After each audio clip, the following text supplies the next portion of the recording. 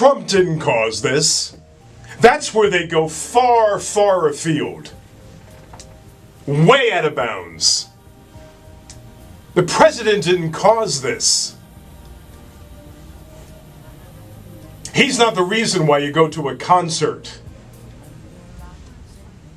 and you hear the cat up there who's supposed to be playing music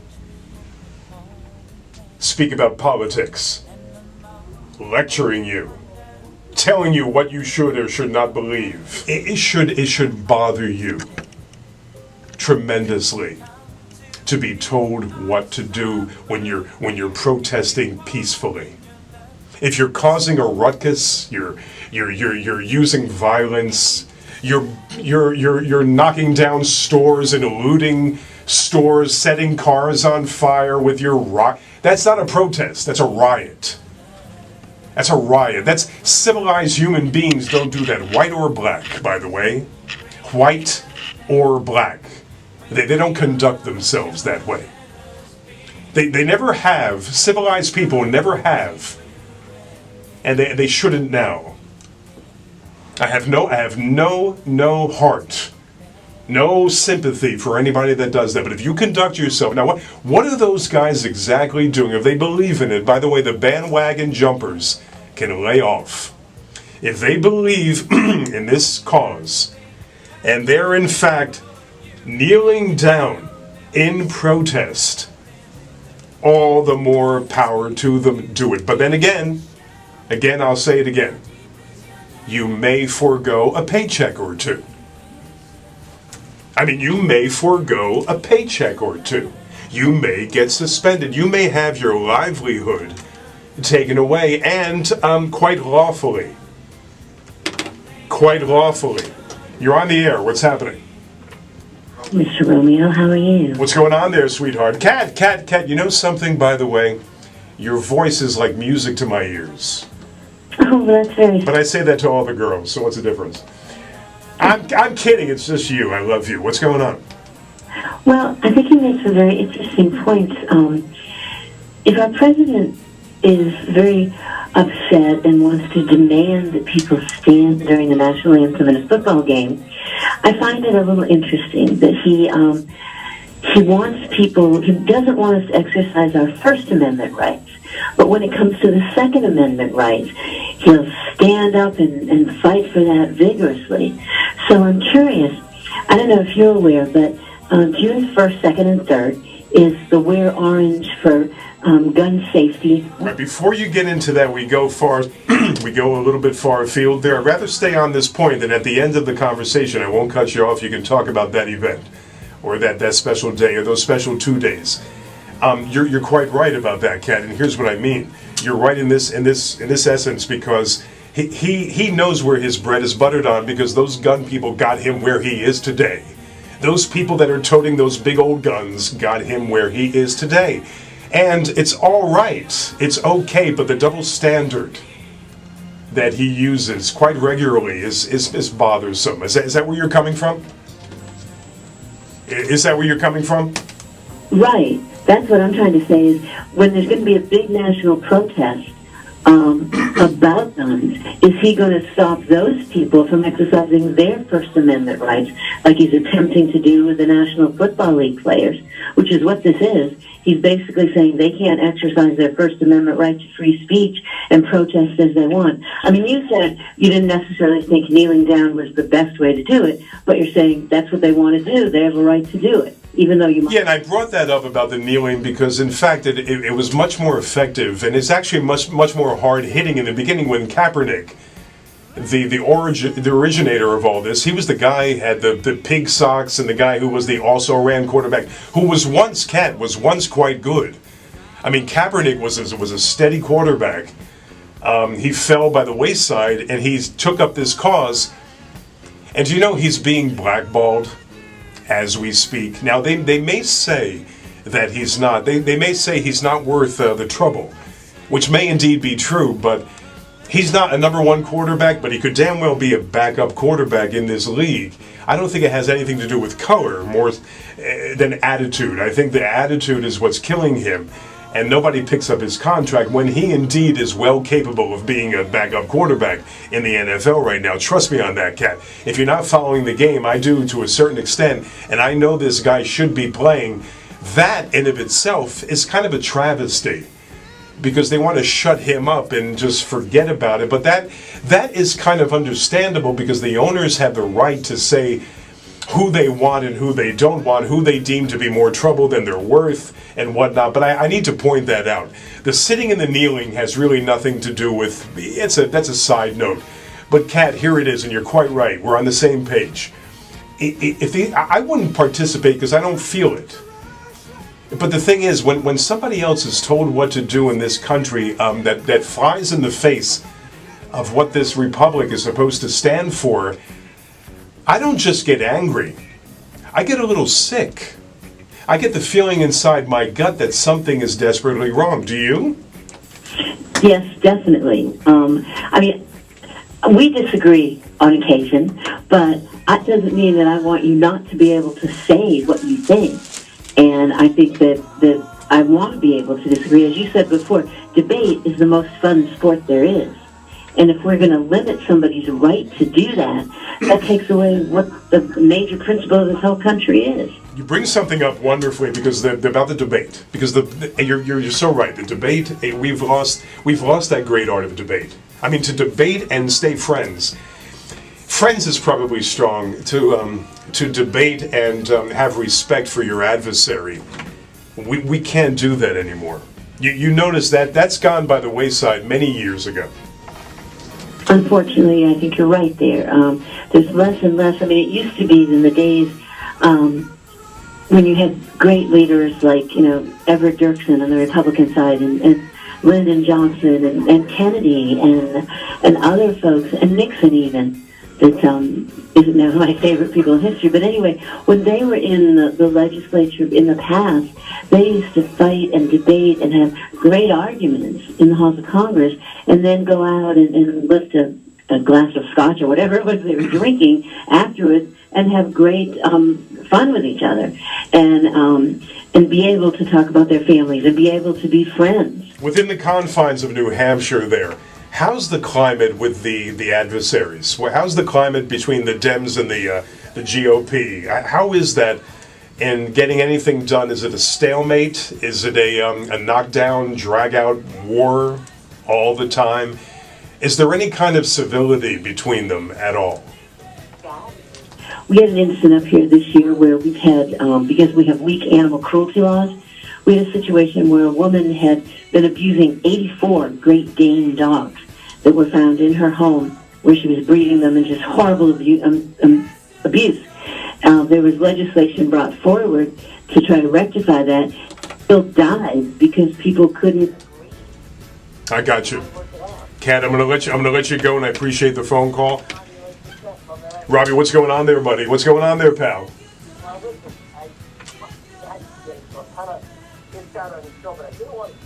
Because what's your general topic? I have a topic I want to bring up. What have you been talking about? Well, if you're not listening, it's hard to. I'm going to just tell you just briefly what exactly I'm talking about. I'm talking NFL, but here's my take, Rob, so you know where I'm coming from. And I'm not talking X's and O's, of course, because we're here in May enjoying a beautiful day. I'm not talking about how many yards some cat ran for. I'm going to talk about something else. Here's the thing, Rob. To me, would I kneel if I were a player right now? No. Why? As I explained a minute ago, you didn't get a chance to listen.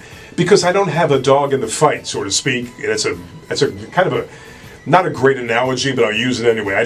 Michael Vick notwithstanding, I don't have that proverbial dog in the fight. I wouldn't kneel, but do I feel that these guys have the right to do so? Yeah. And in fact, when I say the right, it goes without saying. But here's the caveat, Rob.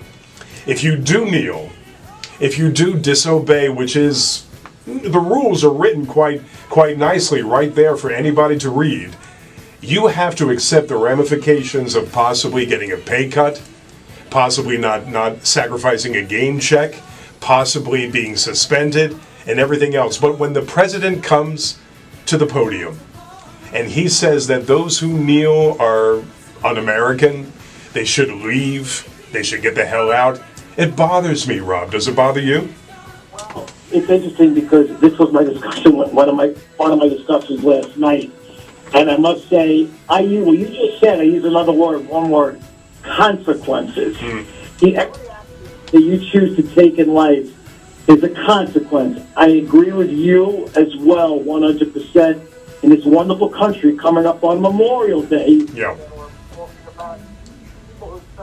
country at all different levels and all different forms, and even on non-wartime, this is the perfect time to discuss this. And what they're doing is, number one, they're breaking the rules of the NFL, okay? And it states in there, before the game, you're supposed to stand.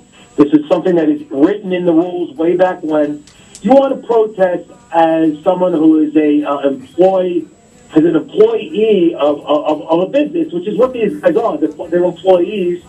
It's privately owned, Ralph, and they can. And Rob, if I may, you notice how none of the big guns, the Tom Brady's of the world, the Aaron Rodgers of the world, all of these guys, they don't want to ruffle feathers. You have the secondary player, the also-rans, if you will. They're the guys who are taking the knee. Here's another thing I'll throw at you. If all you're doing on a Sunday afternoon is taking a knee, Mr. NFL halfback, wide receiver, whomever, you have to do more than that. You got to do something in the community. You got to do something out there socially where people can see you other than kneeling on a Sunday afternoon. Am I on target, Rob? They could go on at halftime and say, guess what? They're not playing that week. On Channel 4, Sunday Night Football, and say, I want to make a comment, at halftime and discuss their issues. But I want to leave you with this, Ralph. Yeah. Yesterday, on my discussion, okay, that Colin Kaepernick is such a hypocrite. This particular man wore a T-shirt with on the planet as a dictator to the Cuban people. Ask any Cuban prior to the revolution if they were lucky to get out, or even after they somehow got out of there, how they feel about Fidel Castro. Here's the thing. I don't care what T-shirt he wears. He wore a pair of socks that depicted cops as pigs. That was reprehensible. That has no place. You lost your credibility, but this thing is not about Colin Kaepernick. He's inconsequential. I don't have anything to do with the whole movement, if it can be called a movement, has nothing to do with him. He was the originator. He was your Adam in the Garden of Eden, but he's not of any consequence right now. I don't think we need to talk about him too much. I think we can get on to something else. But here's the fact of the matter. Wear what you want. Nothing that kind of promotes violence. Nothing that can be even read. Maybe if somebody has a wild imagination, they could be pretty much riled up by anything. But to me, I'm the very nature of the fact of telling another person that he cannot protest, otherwise he will get this kind of punishment. It bothers me. It bothers me. And the protest is cockamamie anyway. To me, the protest isn't really hard hitting because there's nothing directly happening. I don't see again, the correlation is blurred, if you will. I don't get the correlation. I think something else can be done that's much more efficient, much more hard hitting. But it's been too much. We do these things we do. It's just, frankly, because, I'm concerned. I am concerned about the outcome. I'm concerned that if I want to take a few people to a ball game, I'm going to get a political rally instead. And again, where does it end? When do we get to the point where something is solved? God forbid, we can't solve anything. When do we get to the point where the two sides can come together and make something happen of substance? Something that can actually change things. I don't think we can get to that. I don't think we're capable anymore, because Robbie brings up something very significant. He talks about the way we debate.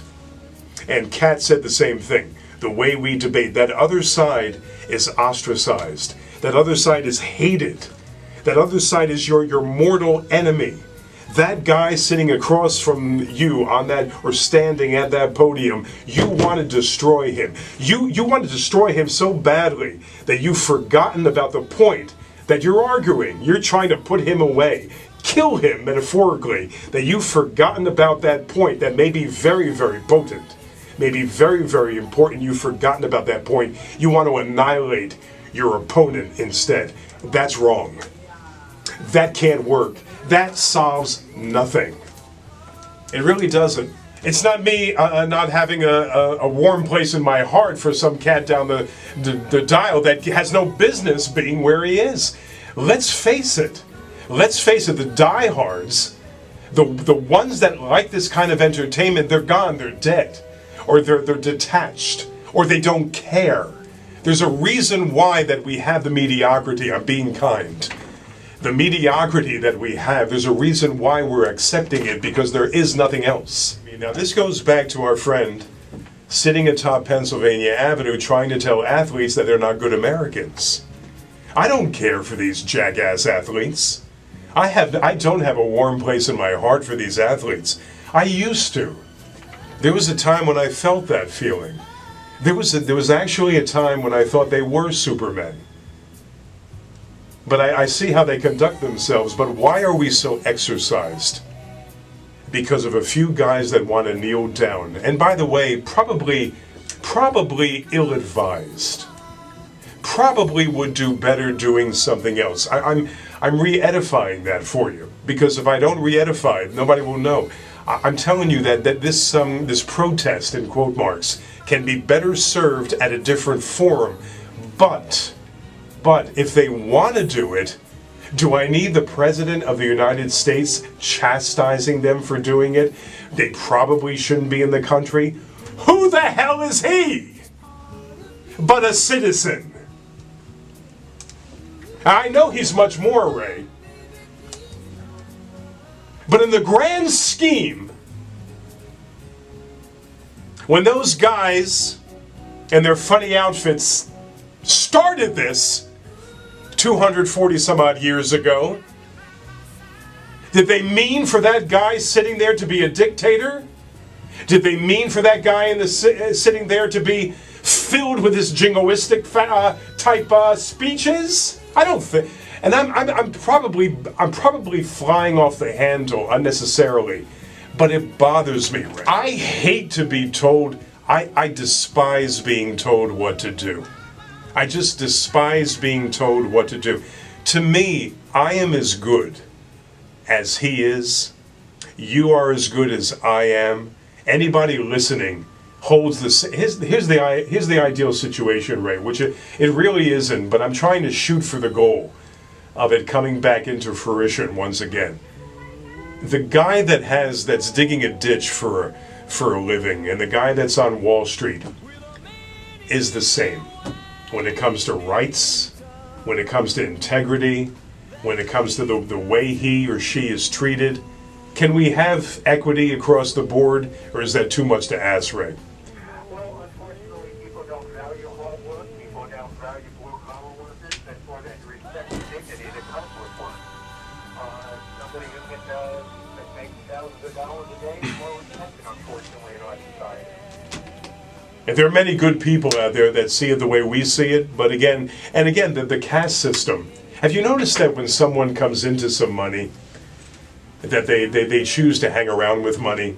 In other words, their old friends, they either bring their old friends as kind of like hangers-on, kind of like their proteges, their posse. They like to say in Ebonics, their posse. I don't care for that. If you're my friend, you're always going to be my friend. I happen to be telling the truth. In other words, I don't have anybody telling me what to do, but I don't think any of these other people, see, in a roundabout way, they say that they're their own man, but they're not. Because in a roundabout way, they have to pay homage to their sponsors. They have to answer to their program directors and the brass at the station. To me, the criteria would be, are you going to, in other words, I would ask this question if I get to another, if I move from this stratosphere, I move to another stratosphere, I'm going to say this. If you have to tell me what to do or what to say and how to think, this probably isn't a place for me.